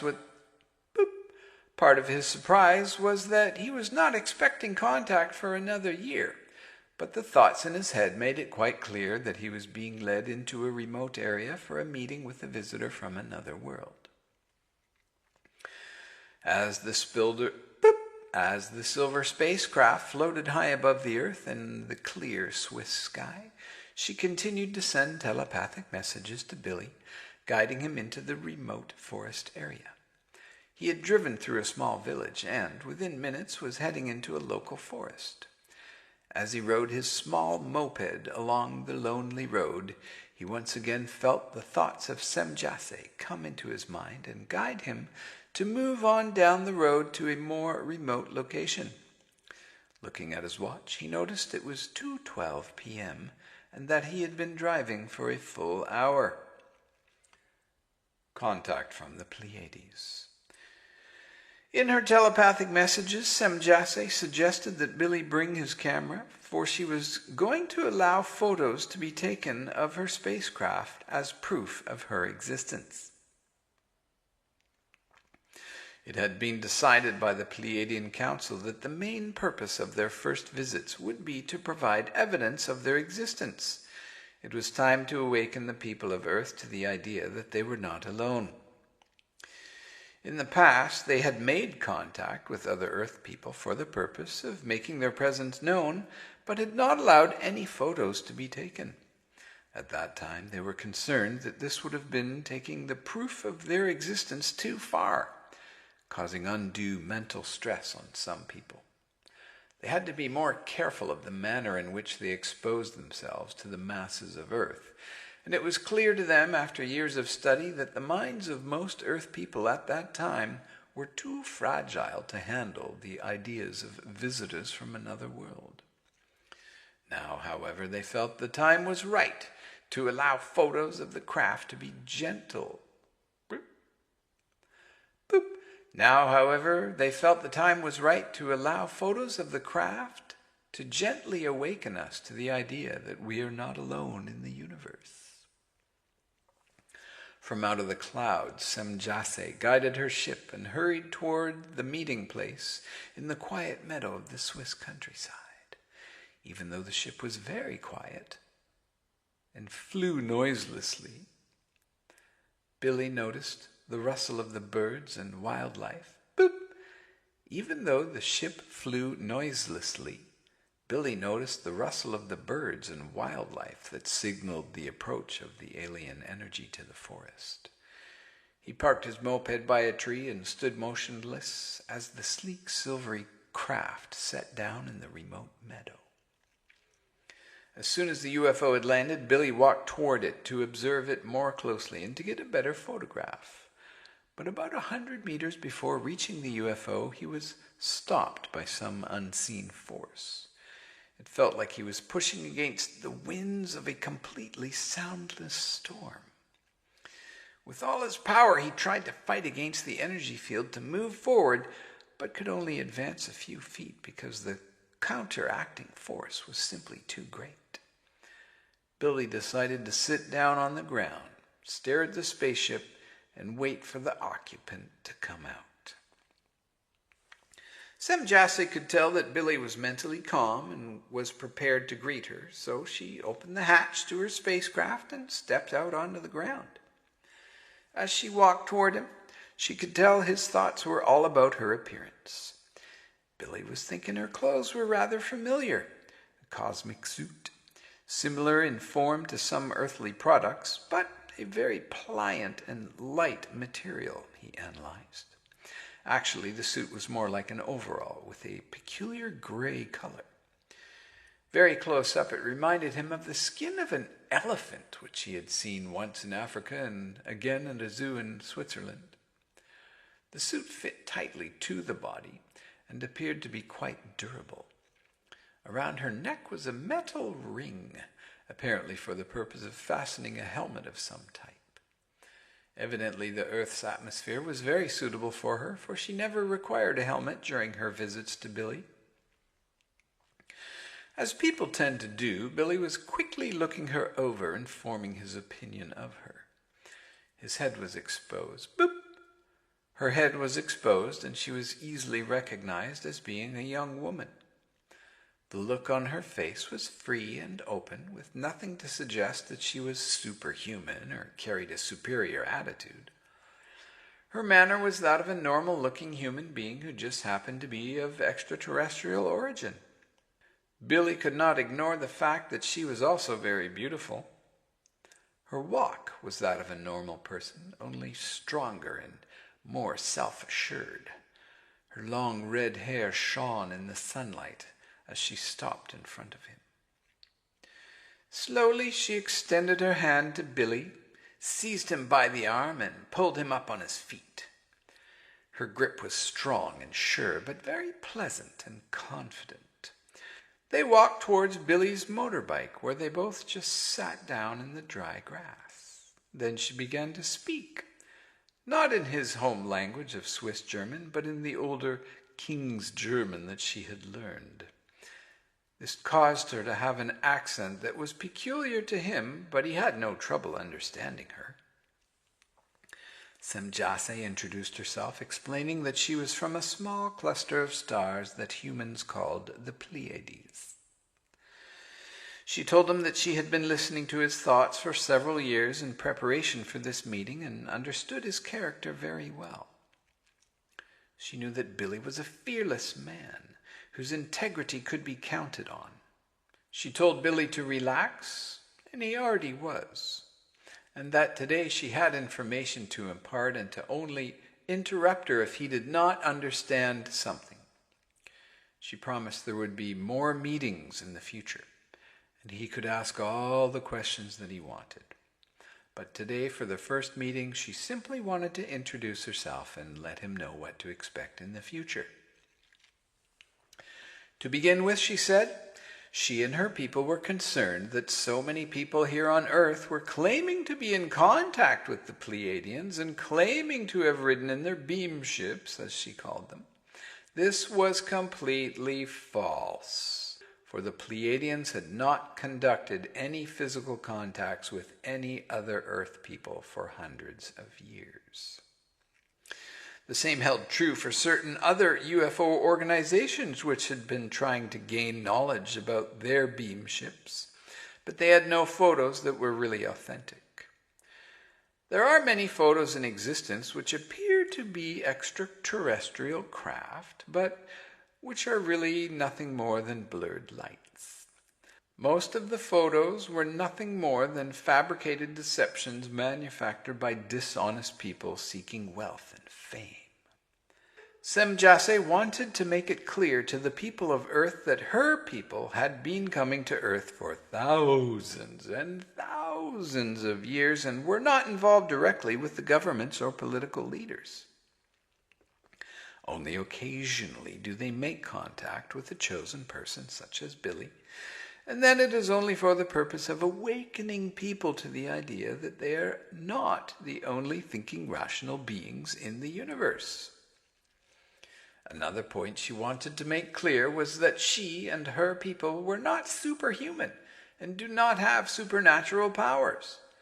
Laser beams do not shoot from their eyes, and they do not have the strength of 10 humans. In truth, they are just human beings, the same as the people of Earth. But their knowledge and wisdom is far greater, especially in the technical and spiritual areas, because of natural evolution. It is their highly developed spiritual knowledge that enables them to use certain powers of spirit that seem like magic to us, such as telepathy, telekinesis, and access to higher realms of consciousness. These abilities all lie within humans on Earth, but they are just not very well developed in most people. However, all of the clairs are coming online for everyone who is ready. We should also be made aware, Semjase warned Billy, that there are many deceitful people on Earth who pretend that they are in contact with human beings from other planets in our own solar system, and they even claim to have flown in their spacecraft. This is also not true, for the planets they talk about are so desolate that human life is impossible there. Other planets, in contrast, have been lifeless for a long time, or are in the first stages of development and do not support life in any form. There is no human life in our solar system, except here on Earth, and a few scattered bases manned by the Pleadians and other races. Other solar systems beyond ours do exist with various forms of life, and not exclusively human. There are also many animal and even plant life forms that have evolved into higher forms of consciousness. It was time for the people of Earth to know that many life forms exist who have reached advanced knowledge and travel throughout the universe, sometimes visiting Earth. Many of these otherworld travelers are malicious and should be considered very dangerous. Sometimes they will even destroy whole planets or civilizations and force the inhabitants into slavery. Part of her mission was to warn the Earth humans about these creatures because the time rapidly approaches wherein face-to-face conflict with some of these beings might become unavoidable. Another part of her mission, and Billy's, was directed towards our religions and the consequent suppression of the development of the human spirit. In future meetings, she wanted to spend some time in the education of spiritual matters, so the people of the Earth could learn about the one power that resides over the life and death of each creature in existence. This is the cosmic creation consciousness that dictates the logic by which the universe and all life forms exist. This logic is absolute and forms the laws by which man must live. These laws are apparent in nature and reveal the knowledge of life and the direction towards spiritual greatness, which embodies the goal of existence.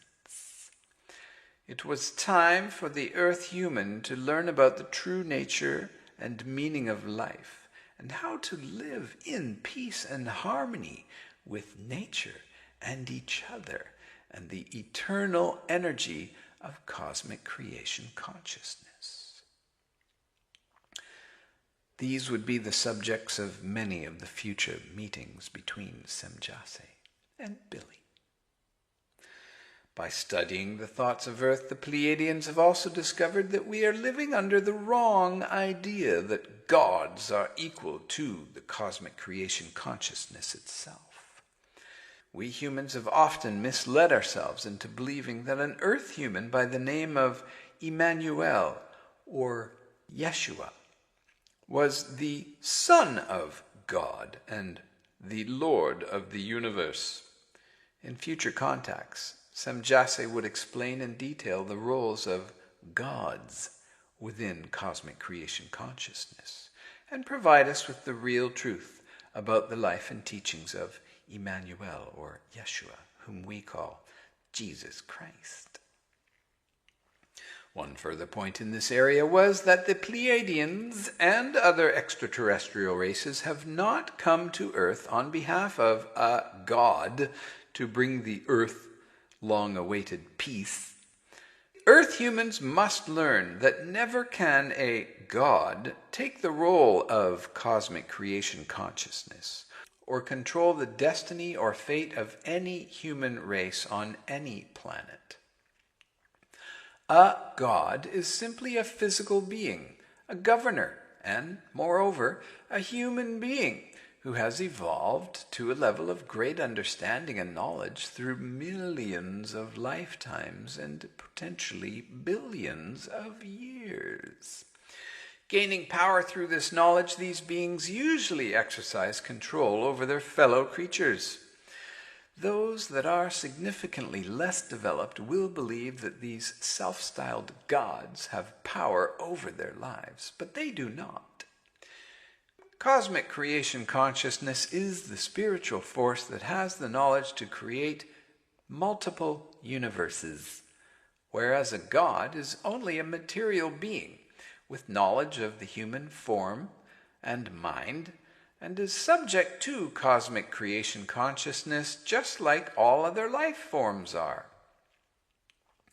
It was also not true that the Pleiadians came to Earth on behalf of any of those gods, for they are no longer governed by any gods or rulers and now live completely free, enjoying their personal spiritual connection with cosmic creation consciousness. They are, each one of them, holy holograms of sovereign divinity. The cosmic creation consciousness itself never gives commands or demands worship in any fashion because it is completely egoless. It is completely non-judgmental, spiritual force. It is eternal knowledge that guides the growth of the universes, and that knowledge is never in need of commands or religions or praise or worship or gifts. The Pleiadians would like to bring this truth to the light of the world and make it known to human beings. It is an important part of their mission. If this does not happen, then it is possible that humankind will slowly destroy itself or fall further into complete spiritual darkness. CH1-3 then reconfirmed that there would be many more meetings, and she planned to spend a lot of time with Billy to pass on the information the Pleiadian Council felt was important for Earth. She had prepared for the coming contacts for several years and had great hopes that the information she would provide would be useful in helping the people of Earth create a more peaceful future. Her objective on that day was only to introduce herself and let Billy know of her plans for the future. This would be all for their first meeting, and he could plan for her return within a week. She would contact him when she was coming, just as she did that day. He would feel a cooling sensation on his forehead, followed by the telepathic transmission of thoughts that would let him know where to meet her. She would be careful to interrupt his thoughts only when he was open to it, and not to infringe upon his privacy. Future contacts would be in her beam ship, so they would have some privacy. She also intended to take him on flights into free cosmic space, so he could visit the other planets and see the solar system. It was okay for him to bring his camera, for they wanted to encourage him to take many pictures and bring them to the attention of the public. She would be more helpful in the future, posing her ship so that she could give some very good shots. Bidding Billy farewell, CH1-3 then walked toward the spacecraft that was sitting there quietly in the meadow, disappeared inside the craft, and flew away within seconds. Billy took advantage of the opportunity and snapped several more photos as the ship disappeared over the forest. He knew from previous experience that you had to be quick if you wanted to get good pictures of these spacecraft, because they changed direction so quickly and disappeared in seconds. Just as CH1-3 had said, she began to return almost every week. Each time she would send the telepathic message to Billy, guiding him to a remote spot where they would be unnoticed. Billy would ride his moped to where he was directed and wait for the silver craft to show up.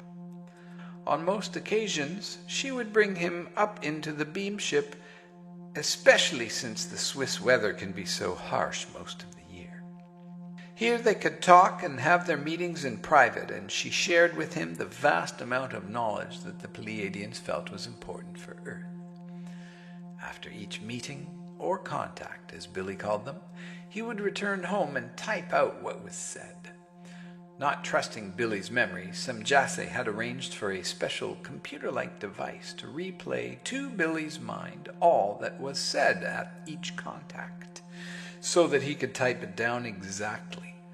The device could read the memory of the meeting that was stored in the subconscious mind of CH1-3 and send it to the conscious mind of Billy, who is sitting at his typewriter. He would then hear the conversation in his head and type it. This was particularly hard for Billy, having only one arm, and made the job of typing very difficult. During the transmissions from CH1-3, he would sit at the typewriter and be capable of typing 50 to 60 words a minute without stopping. He would normally have someone sitting beside him to change the paper as the continuous stream of knowledge flowed from his mind out onto the typewriter keys. This process would usually last for several hours, until either the transmission was complete or he was exhausted. The amount of work became overwhelming to Billy. He was having a contact almost every week, and at the same time he was a father and a husband who needed to provide for his family. His wife, Poppy, had 2 kids, a house, and a husband to take care of, and she wasn't in the mood to hear that Billy was too busy having contacts with a nice-looking woman from another planet that he had no time to work. It was several months before she began to take his contacts seriously and started to understand their importance. At each contact, he would usually get the opportunity to bring his camera and shoot 2 or 3 rolls of film. CH1-3 wanted Billy to get the best UFO shots ever taken as proof to the public that his meetings and information were real. She and the members of the High Council of the Pleiades, to whom she had to answer, felt that many people on Earth were ready to take this step up in their consciousness. The pictures would be proof to some, and to others it would open up old memories of life on other worlds where ships such as these were common. CH1-3 was well aware that there were many old Lyran spirits on Earth who had lived many lifetimes on other worlds far more advanced than Earth. Billy's pictures began to appear in magazines and newspapers in Switzerland and surrounding countries. They were all beautiful daytime photos that were very clear and distinct. They were so good that many people couldn't believe that they were real. But many of those who did believe came in droves to Billy's home in Hinwell. On Sundays, the road to his house was packed with cars from all over, for everyone wanted to talk with the man who was in contact with the star people. Billy had made a promise to CH1-3 to tell everyone about his contacts, and he would refuse no one. He underestimated the scope of his promise, for people came by the thousands to ask their questions and look at his spectacular photos. His home life was ruined as people crawled through the windows, went through his drawers and stole his pictures, and made life miserable for him, Poppy, and their children. The local townspeople were also getting fed up with the traffic and commotion. Most of the villagers didn't believe his story and thought he was some kind of con man who was making this all up. They didn't think this was amusing at all and wanted him out of town. It wasn't long before Billy was forced to look for a new place for himself and his family to live. They found a nice old farm in a remote area of the countryside that CH1-3 pointed out would have a good chance of surviving the coming disasters around the turn of the century. On a viewing screen in her ship, she showed Billy the areas of Switzerland that would be most affected by the coming volcanoes, fires, and more importantly, the rising water that was expected from overflowing oceans. These events would be happening around the advent of the 21st century. The farm was in a safe place in a little rural area called HBDAY2ME, about 45 minutes east of Zurich. Here, Billy could live peacefully and continue his work safe from the coming natural disasters. Buying the farm was expensive, especially since Billy had no income other than the pension he received from the Swiss government. He would need some financial help from others in order to buy the farm. As luck would have it, an old friend came forward just at the right time and was able to offer enough money for a down payment on the farm, and things fell into place for him to move his family to their new home. Over that year, many of those who had come to visit him had expressed interest in helping him with his work of disseminating his informative contact notes to the public. So far, by that point, Billy had amassed over 1,000 pages of contact notes he had written of his meetings with the off-world visits from the Pleiades. The information included was on many different subjects, from history to science to consciousness. CH1-3 had been prompting him for months to get his notes in order and to make them available to the public, and she was most adamant that Billy should speak in public. All of this was proving to be too much for Billy, however. He just couldn't keep up with the workload, and public speaking was very difficult for him. He had tried on a couple of occasions to speak to small groups in neighboring cities, but he was ridiculed and laughed at, and wanted no further part of it. Once the move to the farm at HBDAY2ME had been accomplished, Billy decided to take CH1-3's suggestion that he form a group around him that could help him with his work. They could help him with his contact notes and other books he was writing, and possibly public speaking. Billy approached some of his followers who were most anxious to help out with the work, and a group was formed. They called themselves Free Community of Interest in Border and Spiritual Science and UFOlogy.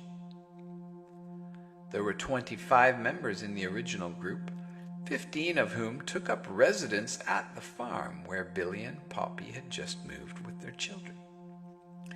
In honor of the special purpose of this new home they would all share, they decided to name the farm the CH1-3 Silver Star Center. The German abbreviation for the name was the FIGU, and the FIGU members then began to take part in helping out around the Star Center, or the Center as they called it, and took on special duties to help Billy with his writing. Some of the FIGU members helped edit his books, while others answered letters from around the world, and some took day jobs in town to help out with the money.